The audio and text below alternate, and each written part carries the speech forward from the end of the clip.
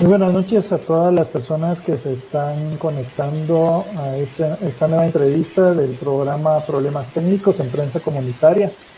Esta noche nos acompaña Abel Martí y Edgar de León Chacaj. Muy buenas noches, ¿cómo se encuentran? Buenas noches. Edgar, tu micrófono está silenciado, si pudieras activarlo. Sí, buenas noches. Perfecto, ahora sí te escuchamos bien. Bueno. Hoy vamos a hablar del caso de Bernardo Caal-Sol. Bernardo es un defensor del agua del territorio, es actualmente preso político por ese papel que ha jugado en comunidades del pueblo quechí en Cabón en defensa de los ríos. Hoy queremos conversar con ustedes para poder entender más sobre el caso, qué fue lo que motivó y llevó hasta este punto la situación de Bernardo en la cárcel de Cobán Alta de La Paz. Y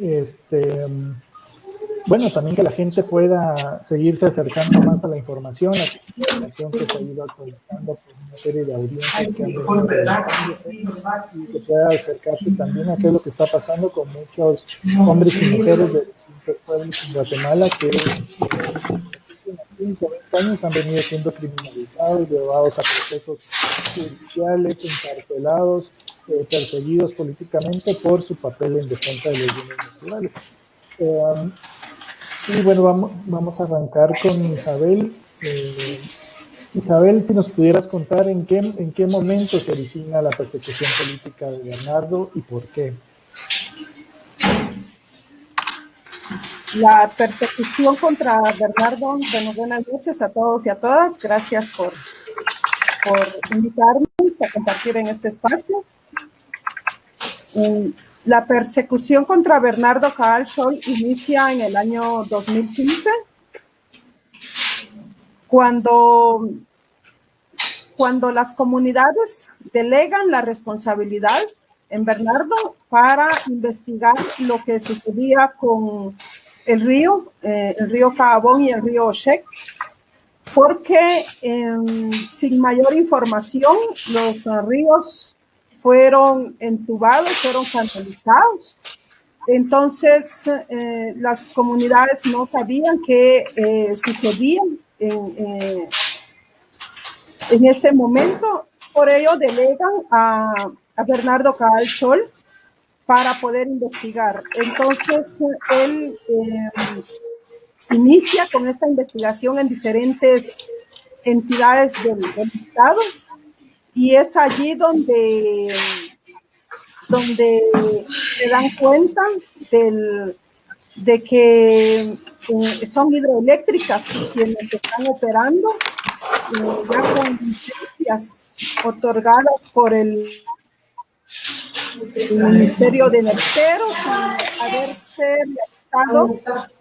sin haberse realizado la consulta comunitaria, que es un derecho de los pueblos originarios. Por eso es de que Bernardo Caal-Sol tiene perdón, y esta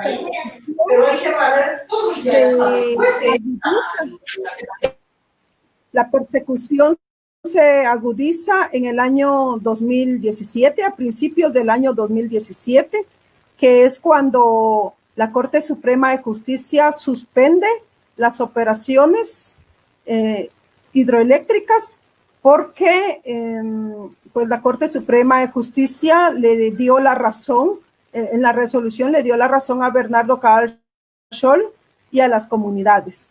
Entonces, por eso es de que se agudizan estas campañas de estigmatización en diferentes medios de comunicación y también en las redes sociales.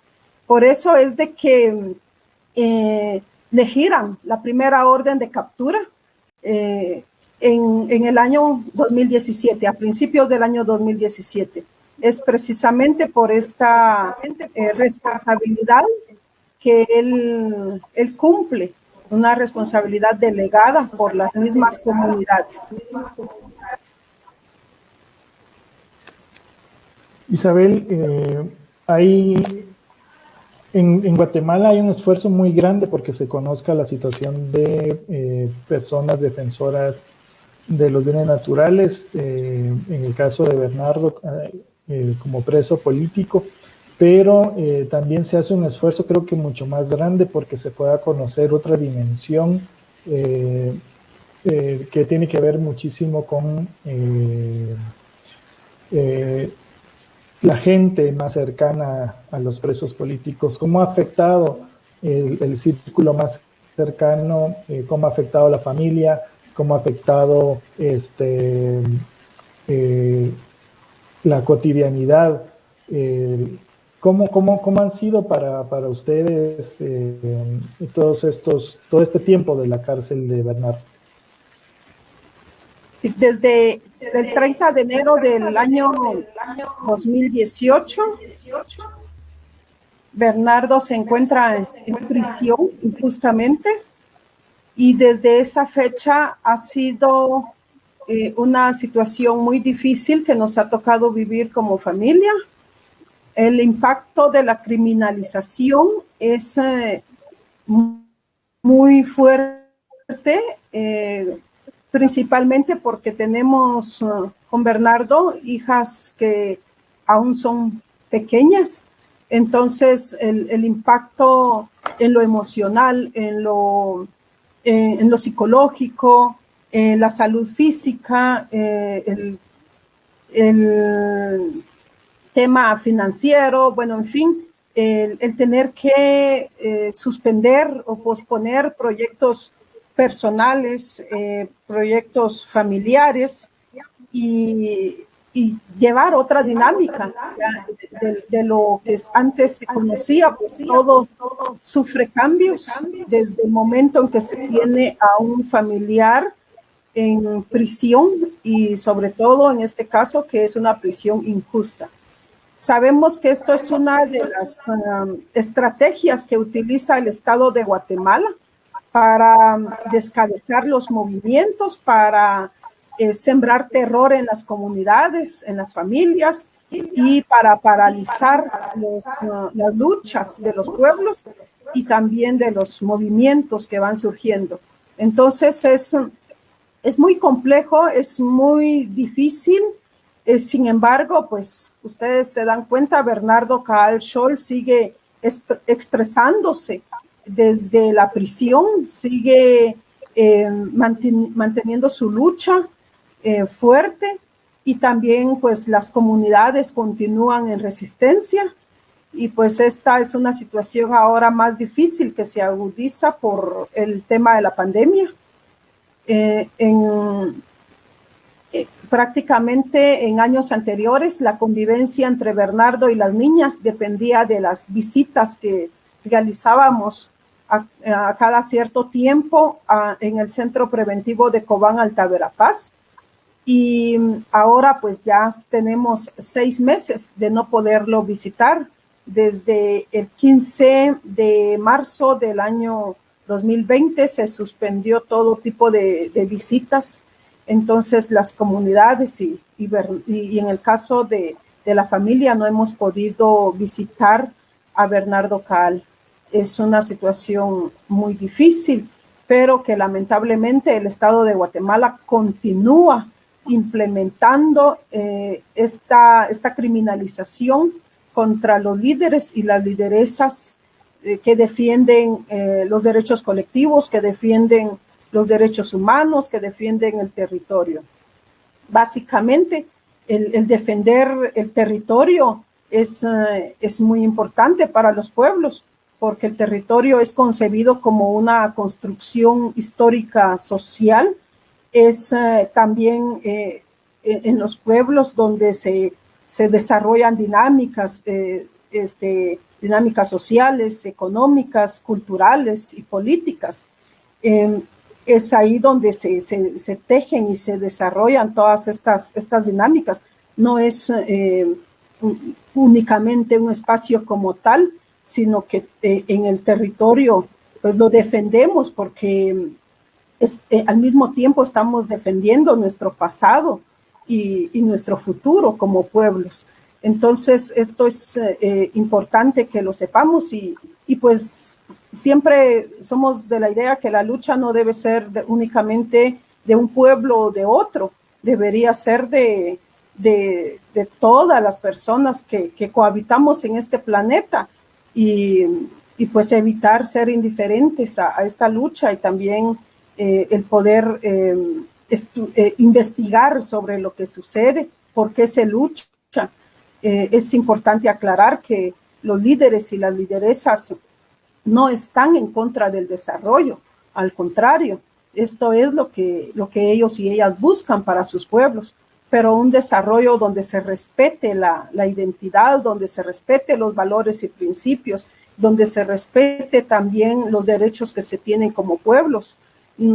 Al contrario, estas empresas únicamente buscan explotar los ríos, eliminar cerros y destruir el territorio. Entonces esto es muy importante saberlo, pues, porque Alta Verapaz, a pesar de todas las hidroeléctricas que tiene, es el departamento que tiene más hidroeléctricas de todo el país. Aún así es el departamento más pobre del país. Entonces, ¿cuál desarrollo y para quién el desarrollo? Isabel, hace unos momentos mencionabas algo importante y es cómo los pueblos están siendo sujetos de la construcción de su propia historia, están muy vinculados a su memoria, están definiendo y defendiendo su propia decisión y forma de desarrollo. Y recuerdo varias de las marchas que hubieron, en las que estuvo presente Bernardo, aquí en la ciudad capital frente a la Corte de Constitucionalidad, por ejemplo, y las mujeres quechis que viajaron en varias ocasiones venían con los cántaros de colores para jalar y almacenar agua. ¿Qué papel están jugando las mujeres en la defensa de los ríos, Río Xec, Cabón, dentro de la organización comunitaria y la movilización? El papel de la mujer en las luchas ha sido fundamental y ha sido determinante. Bernardo lo decía en una de las cartas en este mes que se conmemoró el Día Internacional de las Mujeres Indígenas. Él lo explicaba de una forma tan sencilla de cómo la abuela y cómo la mamá de él le decían, le daban estos valores de que el agua es importante, de que el río Cabón es sagrado, de que los cerros se deben de respetar porque son la vida misma. Y entonces esto es algo que vemos en las diferentes manifestaciones que realizaron como pueblo de Cabón, pues estaban las mujeres siempre presentes y continúan. Vemos en las audiencias, por ejemplo, continúan las mujeres expresándose. Por supuesto que es muy importante mencionar que ahora por las limitaciones de la pandemia, pues ha sido en menor escala las manifestaciones. Sin embargo, ha sido la lucha de las mujeres dentro de los movimientos, especialmente de Cabón, ha sido determinante, porque se tiene esa conciencia de cuidar la madre naturaleza. Estamos hablando de la madre naturaleza, de la madre tierra, las mujeres como madres que también tenemos esta cualidad de que también en nuestro vientre se forma la vida. Entonces, esto es algo que es muy, muy innato, por decirlo así, de que traemos esa lucha. Ahí sí que viendo todos los sacrificios que se tengan que hacer, pero es importante el mantener esta lucha y es lo que se ha demostrado en el caso de la resistencia de Cabón. Entonces es indispensable y vemos mujeres en todos los espacios. Ha sido en estos meses pues una situación difícil también porque han habido tantas familias de diferentes comunidades que ya no han podido visitar a Bernardo. Entonces es algo muy, muy fuerte que nos ha tocado vivir. Isabel, mencionabas algo importante y es la presencia de muchas empresas extractivas en el departamento de Alta Verapaz, el departamento con mayor cantidad y presencia de hidroeléctricas, operando otro grupo de licencias que están ahí, que se otorgaron, que no se han desarrollado, y precisamente daba datos importantes como pobreza, falta de alimentos, falta de acceso a tierras para cultivar, etcétera, indicadores bastante preocupantes en relación en una relación desequilibrada entre presencia de empresas que dicen llevar desarrollo y la realidad del pueblo quechí, pues desdibuja esas afirmaciones que han venido haciendo distintos gobiernos. Y a eso te quería consultar, ¿qué papel ha jugado el Estado guatemalteco en toda esta problemática social que las empresas como las hidroeléctricas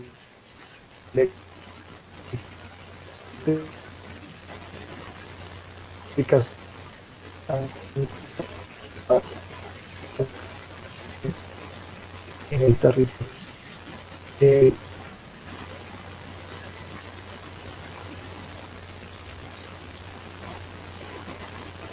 Disculpe, Nelton, no le escuché bien la última parte.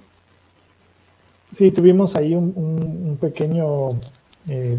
pequeña pérdida de señal. ¿Qué papel ha jugado el Estado de Guatemala todos estos años en el territorio frente a la problemática que han instalado las empresas, en este caso, por ejemplo, las empresas hidroeléctricas y otras que generan una problemática social bastante fuerte?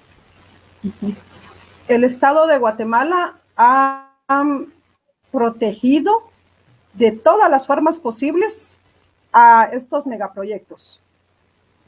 El Estado de Guatemala ha privilegiado a las empresas, aún así por encima de la vida de las familias que se encuentran en las diferentes comunidades de Cabo. Esa es la triste realidad que es muy dura de comprobarlo, principalmente durante varios años. Ya les comentaba, por ejemplo, cómo la Corte de Constitucionalidad, bueno, primero,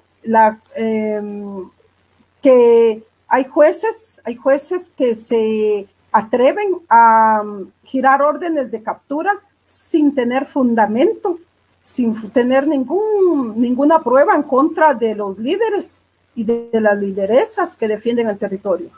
Luego vienen jueces que también sentencian a personas a quien no se le comprobó ningún delito, y magistrados que retardan el proceso el debido proceso que debería dársele a cualquier persona, especialmente a defensores de derechos humanos. Y es así como estos magistrados por casi 2 años para conocer la sentencia, la apelación que presentó la defensa técnica de Bernardo. Fueron 69 magistrados que se excusaron y por 5 veces se suspendieron estas audiencias. Entonces, luego viene también que la Corte de Constitucionalidad reconoce que no se hizo la consulta comunitaria a las comunidades de Caabón, que este es un derecho y la consulta debe ser libre, previa e informada. Entonces, en ese momento en que la Corte de Constitucionalidad básicamente ya había perdido el carácter de previa. Sin embargo, aún así les permite seguir operando con toda normalidad. a las empresas. Entonces, esto es muy evidente el daño que se le está haciendo a las comunidades, porque la ONU bien lo dice, el agua es un derecho humano y en este caso para los pueblos, para nuestros pueblos el agua es la vida. Si en la Constitución Política de la República dice que el Estado debe garantizar la vida de las personas, ¿cómo es posible que permite que las empresas quiten el acceso al agua? Cuando en el agua es donde se encuentran los alimentos de las familias. Ahí es donde se extraen los cutes, los cangrejos, los peces, o sea, tantas plantas, los múltiples usos que se le da a los ríos en las comunidades. Entonces, en este caso también, por ejemplo, las hidroeléctricas OSHEC talaron ilegalmente 15 hectáreas de bosque nativo y destruyeron un cerro sagrado. ¿Y qué hicieron? Bueno, Bernardo denunció esto en nombre de las comunidades.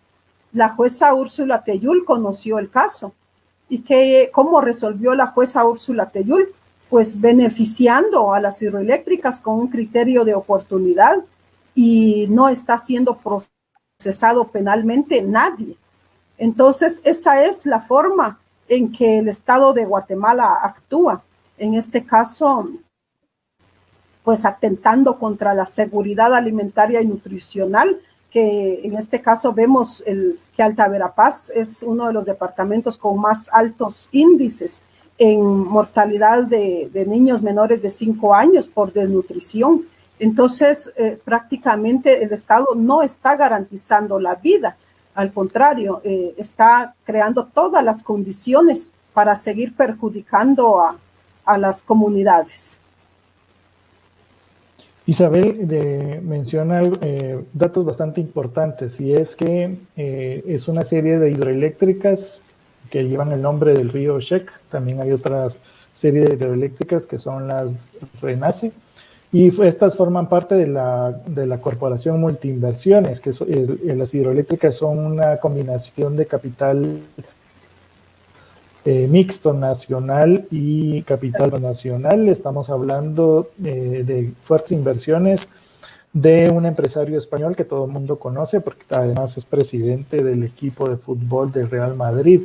Hay un dato valiosísimo, y es que la Corte de Constitucionalidad reafirma la denuncia de las comunidades cuando desde el inicio se dijo que estas empresas operaron de manera inconsulta a las comunidades y tampoco tienen la consulta previa, libre e informada dentro del estudio de impacto ambiental. Por lo tanto, no tienen licencia para operar, y a pesar de eso llevan años operando. Esto es parte de las ilegalidades con las que este tipo de empresas operan en el país. Y vamos a conversar con Edgar. Edgar es abogado y forma parte de la defensa de Bernardo. Edgar, buenas noches. ¿En qué punto se encuentra la situación legal de Bernardo en este momento? Buenas noches a todos y todas quienes nos están viendo y escuchando por este medio. Sí, es cierto, pues soy uno de los abogados defensores de Bernardo Caal. Con respecto a la pregunta, estamos en una situación, o él se encuentra en una situación muy complicada con la sentencia esta que esta semana la recibimos, nos fue notificada de la sentencia, y pues se complica más la situación jurídica de Bernardo Caal. Hago esta valoración con respecto a la complicación de su situación jurídica porque en la sentencia de primer grado, que así le llamamos nosotros, o sea, la sentencia del juez que conoció el caso para condenar o para absolver a Bernardo, pues lo había dejado con unas penas que ya estaban establecidas. Lo que hace la sala es complicar la pena para Bernardo. Ahora, ¿cómo se explica esto? Resulta que, según el razonamiento del juzgador, es culpable de un delito, del primer delito, que es el robo agravado.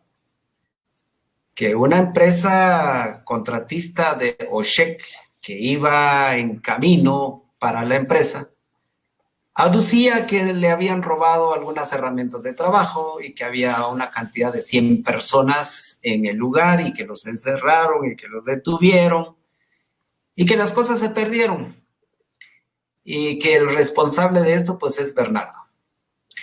Al mismo tiempo los detuvieron en contra de su voluntad y esto pues también se configura otro delito.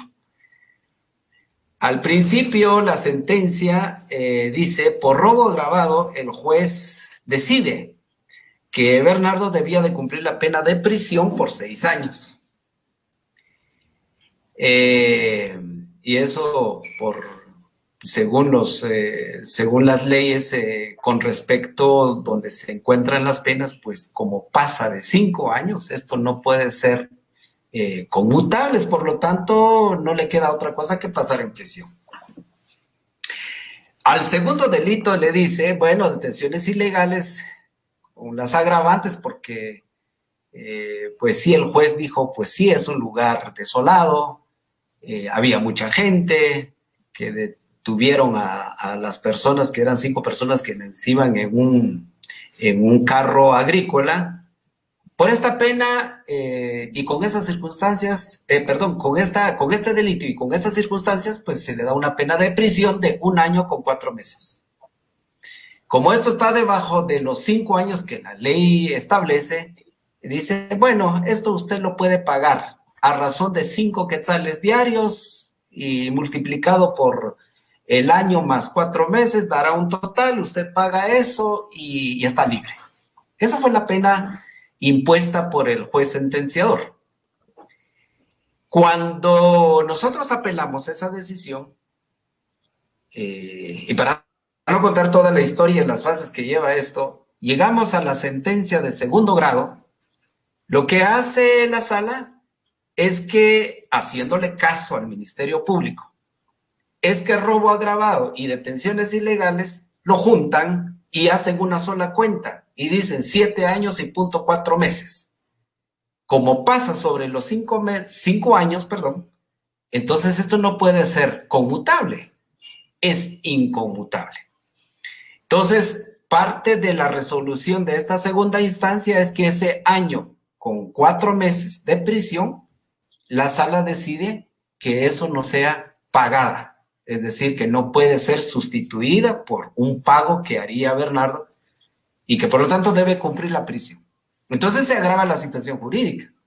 Es decir, que en lugar de pasar en prisión 6 años, ahora tiene que pasar 7 años y 4 meses en la cárcel.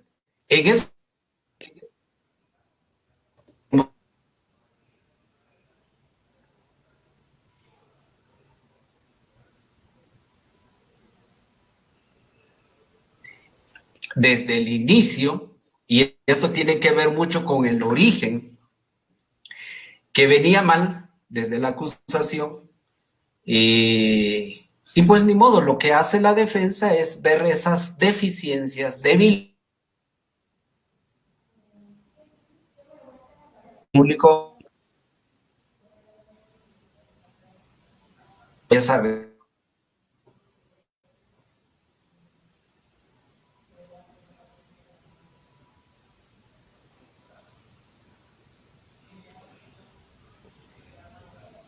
Vamos a dar unos segundos que se congeló.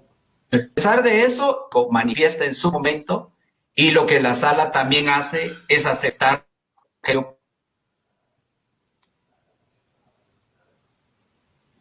después de haber pasado varios tiempo en el proceso, hacerle caso, y en ese sentido se agrava la situación jurídica de Bernardo. Entonces, si vemos esa parte, cosa que no, yo diría, no es normal en un proceso penal, cuando lo que se trata de de desarrollar dentro de estos procesos es lo que se ha llamado el proceso penal acusatorio, es decir, hay una acusación, los papeles están distribuidos, el Ministerio Público con lo que tiene que hacer, el juez tiene que estar, digamos, ni uno ni a favor de otro, pues se supone que ese es el papel y la investidura que tiene, pues deberíamos encontrarnos con ese debate, digamos. Pero cuando un debate no se sostiene, no puede haber una conclusión en contra de un debate que no se sostiene, que ante eso, ante todo eso, pues genera dudas, digamos. Y ante esas dudas hay un principio procesal penal que si la duda si la duda se genera dentro del debate, esa duda beneficia al reo. En todo caso, en principios, técnicamente hablando, procesalmente hablando, nosotros veíamos en realidad una absolución, porque no se dieron el sustento de lo que nosotros llamamos plataforma fáctica, es decir, la acusación propiamente del Ministerio Público.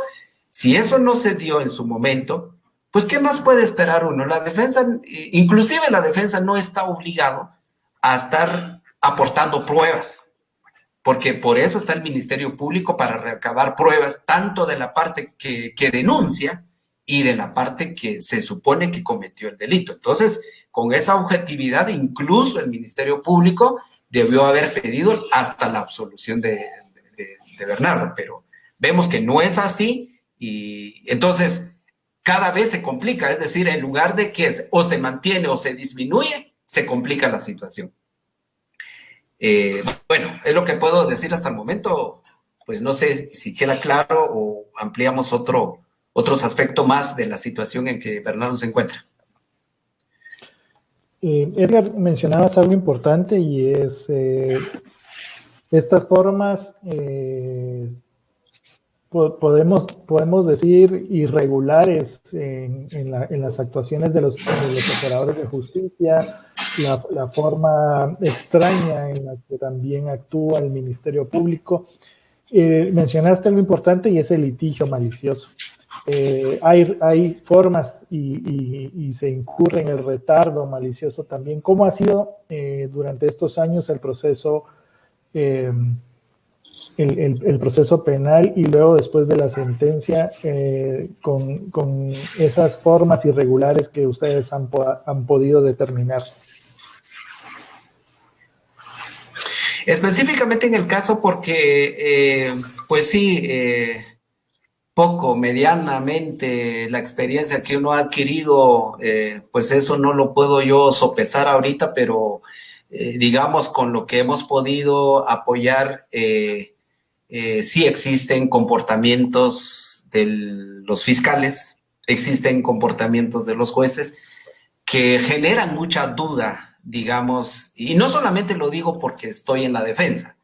O sea, ante la luz pública o ante los medios que a veces intentan ingresar para dar, eso debería ser una garantía, que los medios estén. Lo que sí se ha registrado es que existen comportamientos dudosos. Entonces, de esos comportamientos dudosos, la reacción de deducir muchas cosas. O sea, un juez, un fiscal que está objetivamente trabajando, haciendo su trabajo, y el juez imparcial, pues no debería de generar dudas, digamos, en la gente que observa un debate, que observa un proceso, porque se está haciendo un papel de acuerdo a todos los principios y de acuerdo a todas las garantías constitucionales, procesales, pues no debería generar dudas. Pero el hecho de que en la gente salgan muchas interpretaciones por una actitud del juez, por decirles algo, en el caso de Bernardo, fueron muy pocas veces que ingresaron los medios de comunicación. Por ejemplo, cualquier persona común, digamos, que no conoce nada del debate, la primera impresión es, ¿por qué los medios de comunicación no entran en una audiencia de esta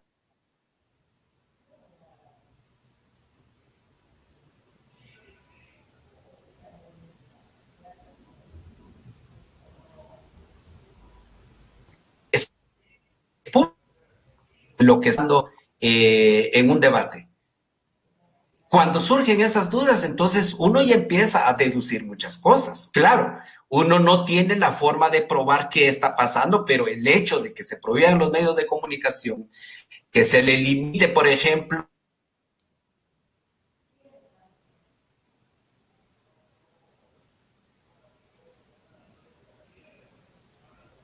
o que el Ministerio Público pretende, eso ya genera muchas dudas. Hay algo aquí que sí me gustaría explicar. Generalmente todos los casos que, a lo menos sea por experiencia directa o por experiencia que me cuentan otros colegas, lo que se ha pasado aquí es que el caso de él, después de que tuvo la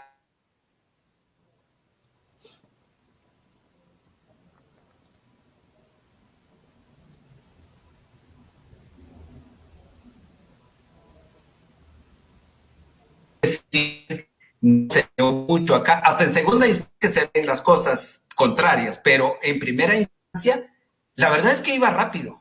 Incluso cuando comparábamos con otros presos políticos, con otras líderes indígenas, el de ellos iba un poco más atrás, a pesar de que ya habían empezado mucho más antes. El del caso de Bernardo ya iba un poco más rápido. Eso a mí me generó muchas dudas. Ahora bien, esto podríamos decir que es la excepción, pero claro, más adelante sucede lo que hemos visto, que empiezan a retardar. Pero eso tiene otra explicación. No sé si aquí sea el momento para explicar, pero bueno, eso tiene otra razón del porqué del retardo, ¿verdad? Pero es decir, el retardo malicioso no se da en primera instancia. Desde mi propia lectura, desde mi propia interpretación, no se da. Pero empieza a darse a partir de segunda instancia, que podríamos decir, sí, se genera muchas dudas del retardo malicioso y así otros vicios más dentro del proceso.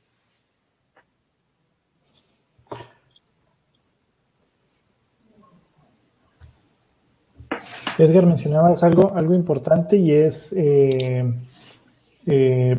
cómo se agrava la situación de Bernardo ahora cuando modifican el delito luego de la sentencia.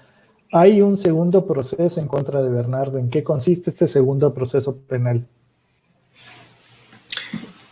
Bueno, este segundo, que en sus orígenes era el primero, porque este fue el primer proceso penal que Bernardo enfrenta.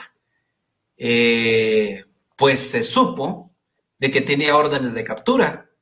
Pues entonces lo que hace Bernardo, pues ni modo, como él no ha cometido todo lo que se adujo en su momento, pues él se presenta personalmente, voluntariamente a este proceso, en donde el Ministerio de Educación, a través de la Dirección Departamental de Educación de Alta Verapaz, denuncian a Bernardo por caso especial de estafa.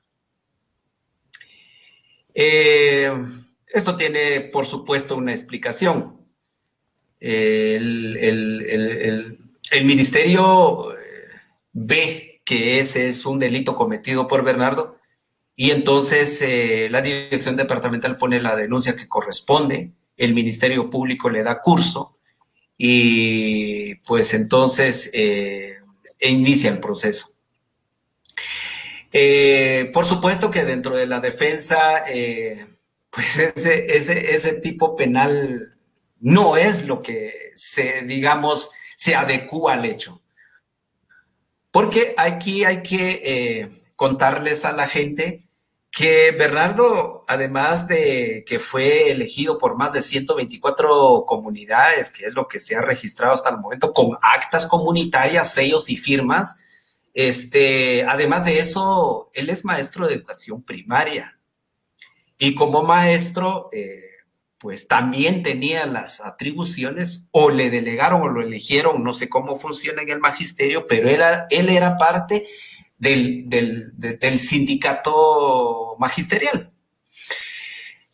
Ellos tienen regulado, y esos son acuerdos o decretos, que se establece que los que están en el ejercicio del sindicalismo magisterial, pues también tienen las formas de cómo, digamos, un maestro que es sindicato, que es parte del sindicato o sindicalista, hay formas en cómo los niños, digamos, no son dejados al olvido, al margen o al abandono de la educación, tienen formas de cómo hacer y que no es el motivo ahorita para explicar, pero a lo que vamos es que en ningún momento los niños estuvieron abandonados. Ahora bien, viene el Ministerio de Educación, dice, mire usted, Bernardo, más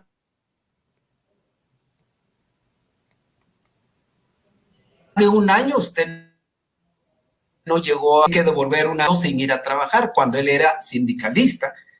Y es ahí donde empieza.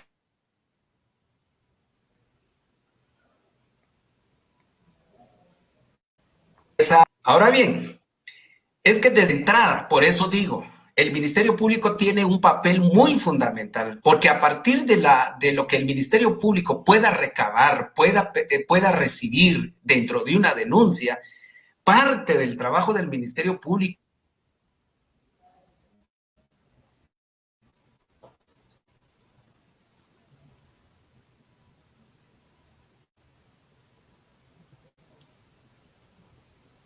pues con la versión del quien denuncia, curar, digamos, el hecho en caso especial de estafa, pero es que de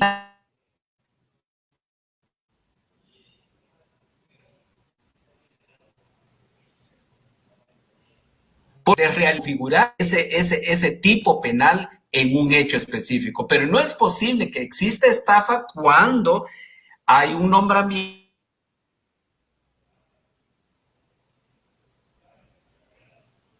hay un ejercicio de nacional en donde como el ejercicio del sindicalismo puede hacerse sin abandonar un trabajo. Entonces no puede ser estafa. Pero bueno, así se fue.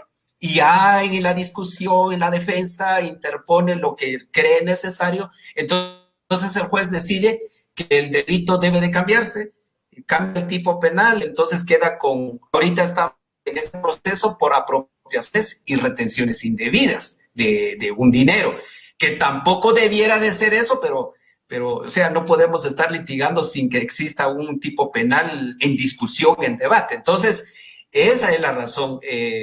Lo que llama la atención es de que, como no solo a él, digamos, lo estaban señalando, sino hay otros compañeros más de él que estaban en esa situación, pero ellos no tienen un proceso penal, por ejemplo. Entonces, ¿qué indica aquí? Porque si todos cayeron en esa situación supuesta, ¿por qué los otros dos no están?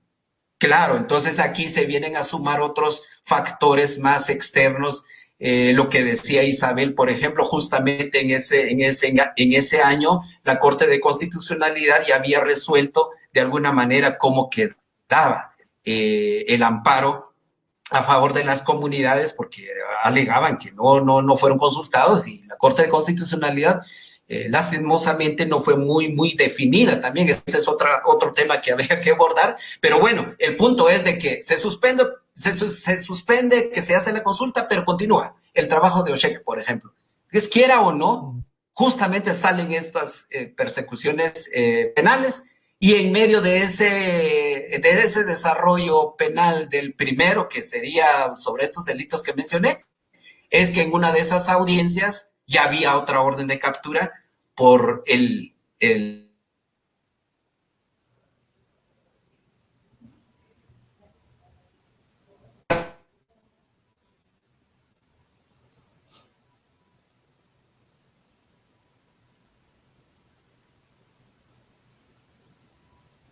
que estábamos empieza a desenvolver.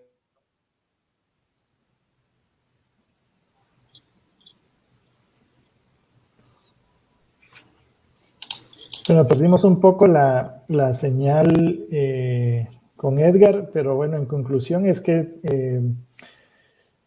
ya resolviendo la primera acusación que tiene que ver con la situación sindical de Bernardo en el Ministerio de Educación, es que aparecen con una segunda orden de detención y ya pues se hace pues evidente la acusación por parte de estos trabajadores de una empresa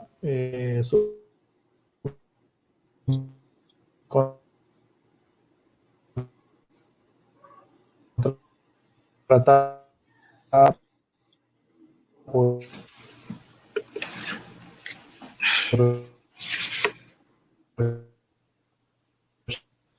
cheque.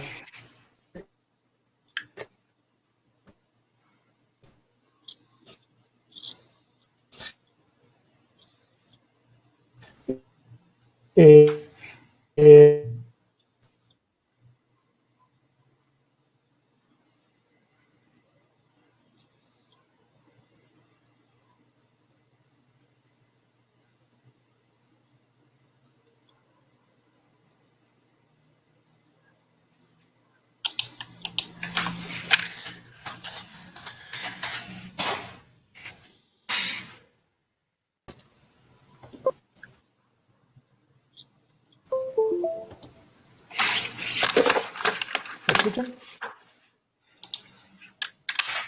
Tuvimos ahí un pequeño problema técnico. Y bueno, retomando la pregunta, Edgar, hacía como una reseña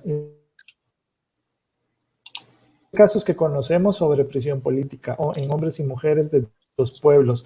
Hay patrones que se asemejan muchísimo en las acusaciones que realizan los fiscales. Precisamente recuerdo que estuviste llevando la defensa también de una autoridad ancestral en San Marcos por el tema de una hidroeléctrica también. ¿Qué patrones se pueden identificar en las acusaciones que en estos años han estado utilizando en contra de distintas personas, Edgar?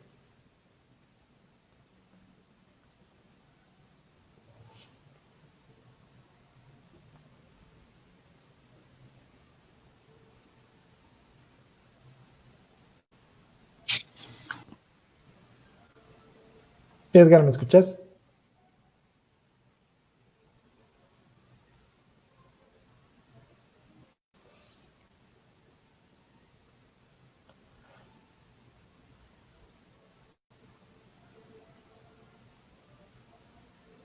Y estamos teniendo un par de problemas que tienen que ver con señal. Y bueno, podemos continuar contigo, Isabel. ¿Qué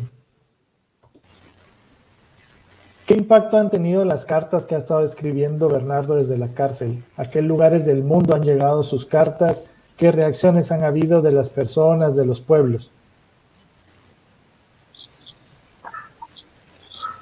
Las cartas han estado llegando a todas partes del mundo. Por ejemplo, en Europa han hecho lecturas de estas cartas y han hecho videos con ello. También, pues, el mundo está enterado de lo que sucede. Por ello es de que en el año 2019 a Bernardo Caal Scholl se le otorga el premio Quetzal, que lo da Guatebelga, y esto es por la defensa de los derechos humanos que Bernardo realiza. Entonces se le otorgó este premio. También, pues, la relatora especial de los pueblos indígenas vino a visitar en la prisión a Bernardo, y también ya Amnistía Internacional lo ha declarado preso de conciencia, que es un nombre que se les da a las personas que defienden su territorio sin ejercer violencia. Entonces ha sido las cartas de Bernardo que también ha mantenido, pues, esa comunicación no solo con el pueblo de Caabón, sino también a nivel nacional y a nivel internacional.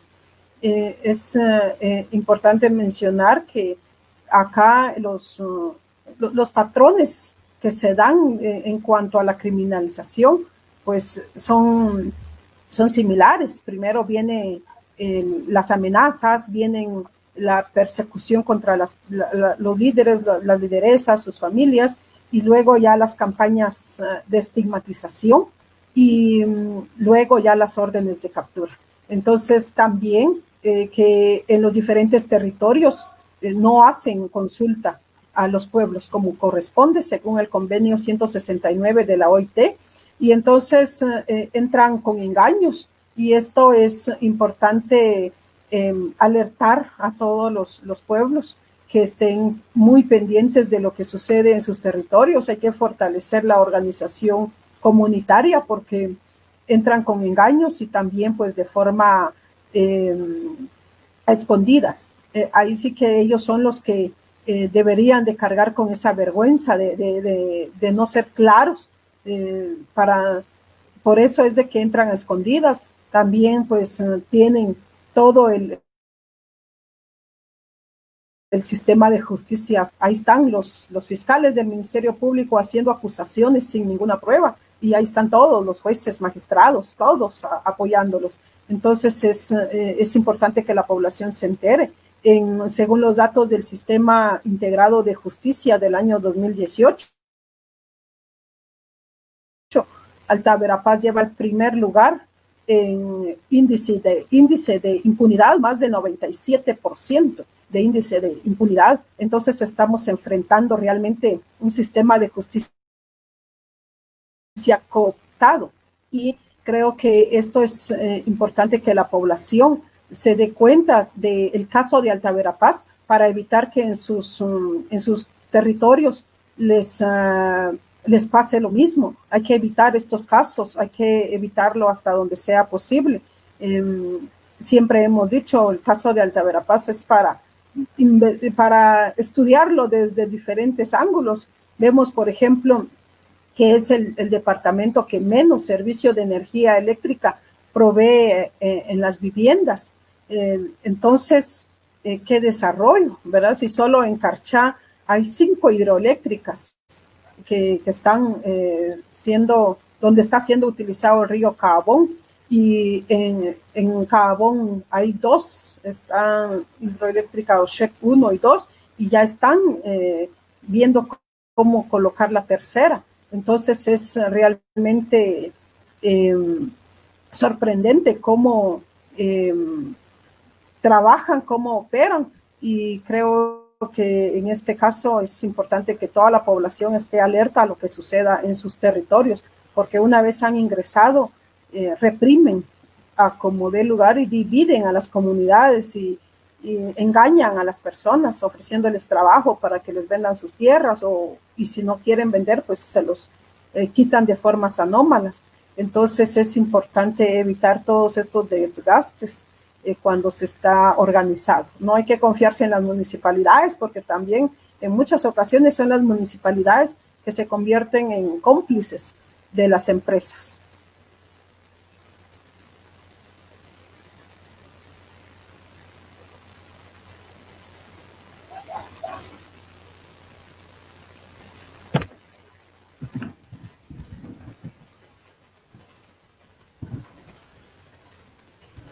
Bien, para ir ya finalizando nuestra entrevista, me gustaría que ambos pudieran trasladarle a la gente que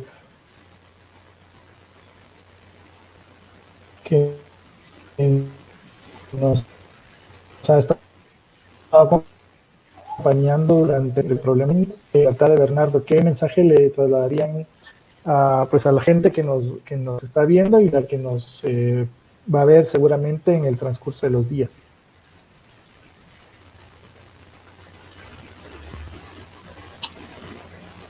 Yo no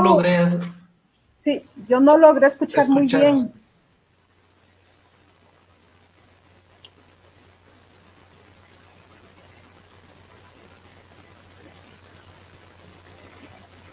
Ok.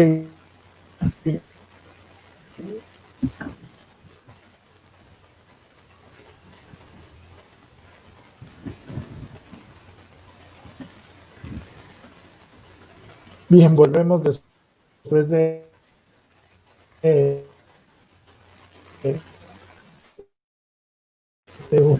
un breve problema. Ya les contarle a la gente en esta lucha que se tiene por la libertad de Bernardo. Les pedimos a la población que investiguen acerca de lo que representa el caso de Bernardo Kaal Scholl, que se enteren.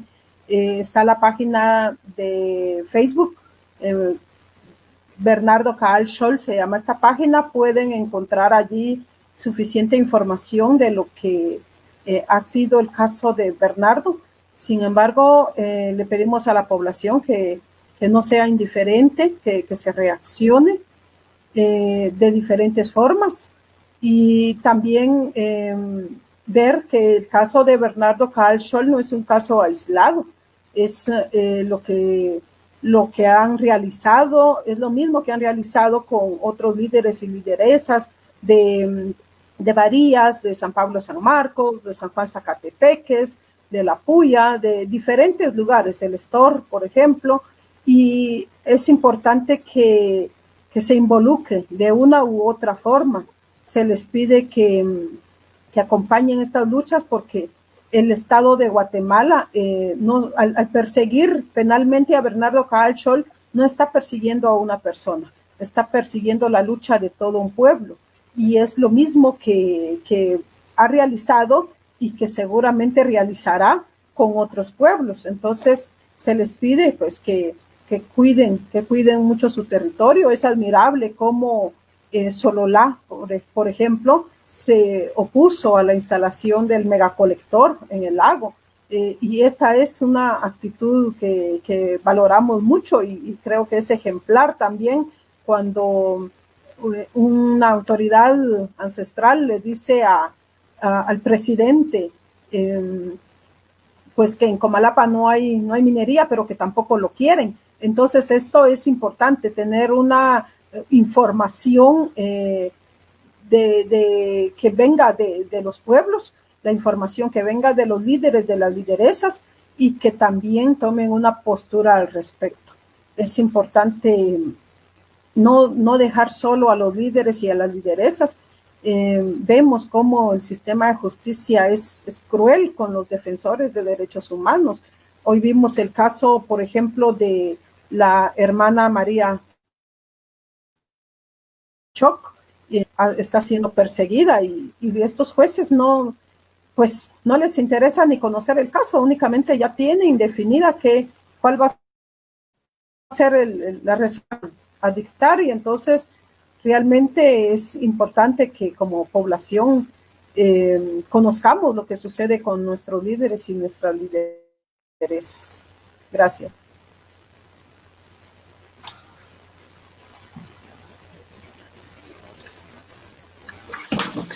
Pues entendí que debiéramos dar un mensaje a quienes nos escuchan y que por ahí iría mi respuesta, porque el audio no mucho, se entrecortaba, digamos, la comunicación, pero espero que eso, así es. Bueno,